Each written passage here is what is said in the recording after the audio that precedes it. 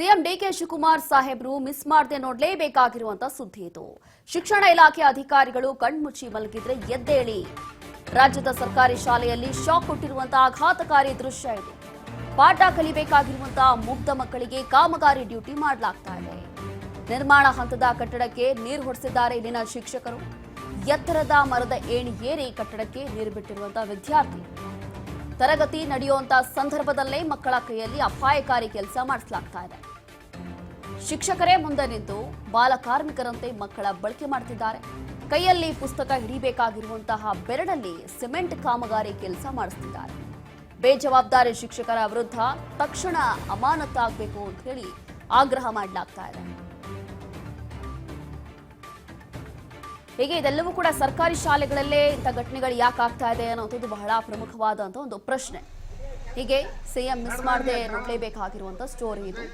ಈ ರೀತಿಯಾಗಿ ವಿದ್ಯಾರ್ಥಿಗಳ ಹತ್ರ ಕಾಮಗಾರಿ ಕೆಲಸ ಮಾಡಿಸ್ತಿದ್ದಾರೆ. ಅದರಲ್ಲೂ ಕೂಡ ನೋಡಿ ಎಷ್ಟು ಹೈಟಿಗೆ ಆ ಒಂದು ವಿದ್ಯಾರ್ಥಿ, ಆ ಒಂದು ಮಗು ಹತ್ತಿ ಕೆಲಸ ಮಾಡ್ತಾ ಇದೆ ಅಂತ ಹೇಳಿ. ರಾಜ್ಯದ ಸರ್ಕಾರಿ ಶಾಲೆಗಳಲ್ಲೇ ಇಂಥ ಘಟನೆಗಳು ಯಾಕೆ ಆಗ್ತಾ ಇದೆ ಅಥವಾ ಶಿಕ್ಷಣ ಇಲಾಖೆಯಲ್ಲಿ ಏನಾಗ್ತಾ ಇದೆ ಅನ್ನೋದು ಗೊತ್ತಿಲ್ಲ. ಹಾಗಾಗಿ ಮುಖ್ಯಮಂತ್ರಿಗಳು ಮಿಸ್ ಮಾಡದೆ ನೋಡಬೇಕು, ಇಂಥ ಒಂದು ಶಿಕ್ಷಕರ ವಿರುದ್ಧ ಯಾವ ರೀತಿಯಾದಂತಹ ಕ್ರಮ ತಗೊಳ್ಬೇಕು ಅನ್ನೋದು ಈಗ ಇರುವಂತ ಪ್ರಶ್ನೆ.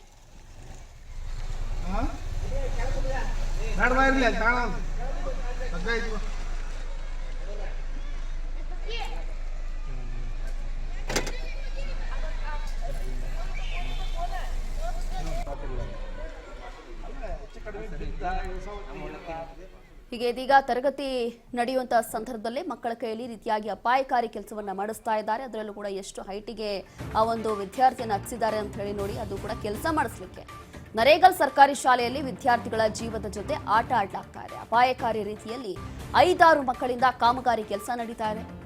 ಮರದ ಏಣಿಯಿಂದ ವಿದ್ಯಾರ್ಥಿ ಜಾರಿ ಬಿದ್ರೆ ಇದಕ್ಕೆ ಹೊಣೆ ಯಾರು?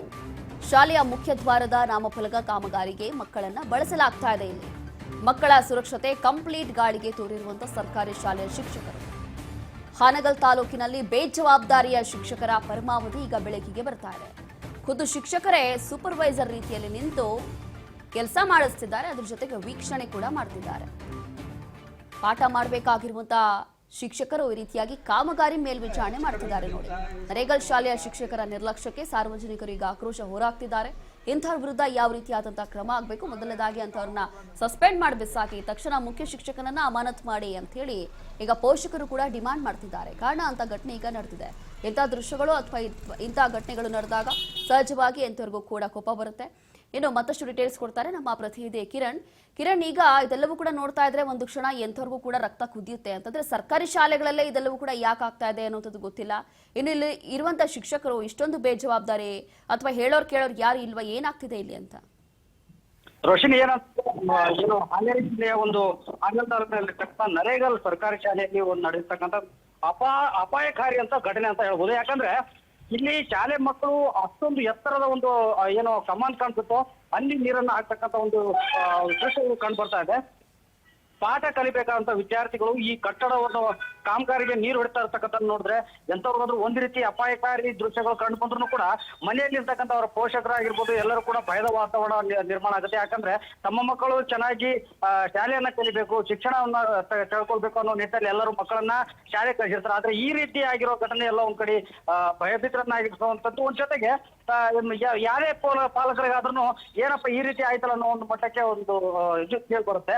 ಹಾಗಾಗಿ ಇನ್ನೊಂದು ಏನಂತಂದ್ರೆ ಈ ಮರದ ಏಣಿಯನ್ನ ಏರ್ತಕ್ಕಂಥ ವಿದ್ಯಾರ್ಥಿಗಳಿಂದ ಈ ಒಂದು ಕಾಮರದ ಕಟ್ಟಡವನ್ನ ಅಂದ್ರೆ ಮರದ ಪೋಲ್ಸ್ ಅಂತ ಬರುತ್ತೋ ಅದನ್ನ ಏರಿ ನೀರನ್ನ ಹೊಡ್ತಕ್ಕಂಥ ಸಂದರ್ಭ ಬಂದಿರೋದ್ರಿಂದ ಏನೋ ಕಾಲು ಜಾರಿ ಅಥವಾ ಏನಾದ್ರು ಬಿದ್ರೆ ಅಪಾಯಕ್ಕೆ ಯಾರು ಹೊಣೆ? ಮಕ್ಕಳನ್ನ ಈ ರೀತಿ ಬಳಸ್ಕೊಳ್ತಿರ್ತಕ್ಕಂಥದ್ದನ್ನ ನೋಡಿ ಒಂದು ರೀತಿ ಇದು ಭಯದ ವಾತಾವರಣ ನಿರ್ಮಾಣ ಮಾಡಿದೆ ಅಂತ ಹೇಳ್ಬೋದು.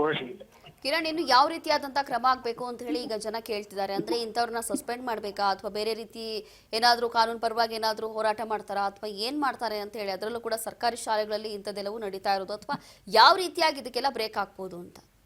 ಖಂಡಿತ ರೋಶಿನಿ, ಏನಂತಂದ್ರೆ ಈಗ ನಾವು ಒಂದ್ ಹಂತದಲ್ಲಿ ನೋಡಿದಾಗ ಸರ್ಕಾರಿ ಶಾಲೆಗೆ ಬಂದಾಗ ಎಲ್ಲ ಸವಲತ್ತುಗಳ ಜೊತೆಗೆ ಈ ರೀತಿಯ ಯಾವುದೇ ರೀತಿ ಘಟನೆಗಳು, ಈ ರೀತಿ ಅಪಾಯಕಾರಿ ಘಟನೆಗಳು ನಡೆದೇ ಇರೋ ರೀತಿಯಲ್ಲಿ ಇರ್ತವೆ ಅನ್ನೋ ಒಂದು ಎಲ್ಲ ಪೋಷಕರಿಗೂ ಪಾಲಕರಿಗೂ ಇರುತ್ತೆ. ಆದ್ರೆ ಈ ಒಂದು ಘಟನೆಗಳನ್ನ ನೋಡಿದಾಗ ಯಾರಿಗೇ ಆಗ್ಲಿ ಎಲ್ಲೋ ಒಂದ್ ಕಡೆ ಸರ್ಕಾರದಲ್ಲಿ ಈ ರೀತಿ ಆಗುತ್ತೆ ಅನ್ನೋ ಒಂದು ಬೇರೆ ರೀತಿಯ ಸಂದೇಶ ಕೂಡ ರವಾನೆ ಆಗುತ್ತೆ. ಹಾಗಾಗಿ ಇದಕ್ಕೆಲ್ಲ ಕಡಿವಾಣ ಹಾಕ್ಬೇಕು. ಅದನ್ನ ಈಗ ಈ ಒಂದು ಘಟನೆ ಬೆಳಕಿ ಬಂದಿರೋದಂಥದ್ದು. ಅದ್ರ ಜೊತೆಗೆ ಪೋಷಕರಾಗಿರ್ಬೋದು ಅಥವಾ ಗ್ರಾಮಸ್ಥರು ಅದಕ್ಕೆ ಯಾವ ರೀತಿ ಕ್ರಮ ತೆಗೆದುಕೊಳ್ತಾರೆ ಅನ್ನೋದನ್ನ ನೋಡ್ಬೇಕಾಗತ್ತೆ. ಯಾಕಂದ್ರೆ ಸಂಬಂಧಪಟ್ಟಂತ ಅಧಿಕಾರಿಗಳು ಶಿಕ್ಷಣ ಕಲಿತಕ್ಕಂಥ ವಿದ್ಯಾರ್ಥಿಗಳನ್ನ ಈ ರೀತಿ ಬಳಸ್ಕೊಂಡಿರೋದಕ್ಕೆ ಯಾವ ರೀತಿ ಮುಂದಿನ ಕ್ರಮ ಆಗುತ್ತೆ ಅನ್ನೋದನ್ನ ಮುಂದಿನ ದಿನಗಳಲ್ಲಿ ಅಧಿಕಾರಿಗಳು ಯಾವ ರೀತಿ ಕ್ರಮ ತೆಗೆದುಕೊಳ್ಳುತ್ತಾರೆ ಅನ್ನೋದನ್ನ ಕಾದು ನೋಡ್ಬೇಕಾಗುತ್ತೆ Rashmi. Okay, thank you Kiran ನಿಮ್ಮೆಲ್ಲ ಡೀಟೇಲ್ಸ್ಗಾಗಿ. ಹೀಗೆ ಸದ್ಯಕ್ಕೆ ಈಗ ಪೋಷಕರು ಕೂಡ ಆಗ್ರಹ ಮಾಡ್ತಿದ್ದಾರೆ, ಇಂಥವ್ರ ವಿರುದ್ಧ ಕ್ರಮ ಆಗಬೇಕು, ಇಂಥ ಶಿಕ್ಷಕರನ್ನ ಅಥವಾ ಮುಖ್ಯ ಶಿಕ್ಷಕರು ಯಾರಿದ್ದಾರೆ ಅಂಥವ್ರನ್ನ ಸಸ್ಪೆಂಡ್ ಮಾಡಿ ಅಮಾನತು ಮಾಡಿ ಅಂತಿದ್ದಾರೆ. ಅದರಲ್ಲೂ ಕೂಡ ಪ್ರಮುಖವಾಗಿ ಈ ಒಂದು ಶಾಲೆಯ ವಿರುದ್ಧ ಅಥವಾ ಇಲ್ಲಿರುವಂಥ ಶಿಕ್ಷಕರ ವಿರುದ್ಧ ಯಾವುದಾದ್ರೂ ದೂರು ದಾಖಲಾಗಿದೆಯೋ ಇಲ್ವೋ ಅದು ಗೊತ್ತಿಲ್ಲ. ಆದರೂ ಕೂಡ ಇಷ್ಟೊಂದು ಈ ಸುರಕ್ಷತಾ ಕ್ರಮಗಳು ಅಥವಾ ವಿದ್ಯಾರ್ಥಿಗಳಿಗೋಸ್ಕರ ಏನೆಲ್ಲ ಇಲ್ಲಿ ಮಾಡಬೇಕಾಗುತ್ತೆ ಎಲ್ಲವೂ ಕೂಡ ಗಾಳಿಗೆ ತೂರಿ ಇಷ್ಟೊಂದು ಅಪಾಯಕಾರಿ ಕೆಲಸಗಳನ್ನ ಇವ್ರು ಮಾಡಿಸ್ತಿದ್ದಾರೆ ಅಂತಂದ್ರೆ ಇಷ್ಟೊಂದು ನಿರ್ಲಕ್ಷ್ಯ ಅಥವಾ ಎಷ್ಟೊಂದು ಬೇಜವಾಬ್ದಾರಿತನ ಅದು ಯಾವ ಮಟ್ಟಕ್ಕೆ ಅಂತ ಹೇಳಿ ಗೊತ್ತಾಗ್ತಾ ಇದೆ. ಇನ್ನು ಶಿಕ್ಷಣ ಇಲಾಖೆಯಲ್ಲಿ ಏನೆಲ್ಲ ಆಗ್ತಾ ಇದೆ ಅಂತ ಹೇಳಿ ಇತ್ತೀಚೆಗೆ ಗಮನಿಸ್ತಾ ಇದ್ದೀವಿ. ಸರ್ಕಾರಿ ಶಾಲೆಗಳಲ್ಲಿ ಅಥವಾ ಸರ್ಕಾರಿ ಕಾಲೇಜುಗಳಲ್ಲಿ ಇಂಥ ಘಟನೆಗಳು ಅತಿ ಹೆಚ್ಚಾಗಿ ನಡೆಯೋದು, ಅವರಿಗೆ ಮಕ್ಕಳಿಗೆ ಸಿಗಬೇಕಾಗಿರುವಂಥ ಮೂಲ ಸೌಕರ್ಯ ಏನಿರುತ್ತೆ ಅದು ಕೂಡ ಸಿಗ್ತಾ ಇಲ್ಲ. ಅಂತರ ವಿರುದ್ಧವೂ ಕೂಡ ಈಗಾಗಲೇ ಏನಾದರೂ ಕ್ರಮ ಆಗಬೇಕು ಅಥವಾ ಸರ್ಕಾರಿ ಶಾಲೆಗಳಲ್ಲಿ ಸರ್ಕಾರದಿಂದ ಏನು ಸಿಗಬೇಕು, ಕನಿಷ್ಠ ಪಕ್ಷ ಅದಾದರೂ ಸಿಗಬೇಕು ಅಂತ ಹೇಳಿ ಒಂದು ಕಡೆ ಇದ್ರೆ, ಮತ್ತೊಂದು ಕಡೆ ಇಲ್ಲಿ ಸರ್ಕಾರದಿಂದ ಏನು ಸಿಗಬೇಕು ಅದು ಸಿಗೋದು ಬೇರೆ ವಿಚಾರ. ಇಲ್ಲಿ ಕನಿಷ್ಠ ಪಕ್ಷ ಸೇಫ್ಟಿ ಕೂಡ ಇಲ್ಲ ಅನ್ನೋದು ಕೂಡ ಗೊತ್ತಾಗ್ತಾ ಇದೆ. ಹಾಗಾಗಿ 1% ಕೂಡ ಸುರಕ್ಷತೆ ಇಲ್ಲ. ಹಾಗಾಗಿ ಇಲ್ಲಿ ಬಹಳಷ್ಟು ನಿರ್ಲಕ್ಷ್ಯ ಎದ್ದು ಕಾಣ್ತಾ ಇದೆ.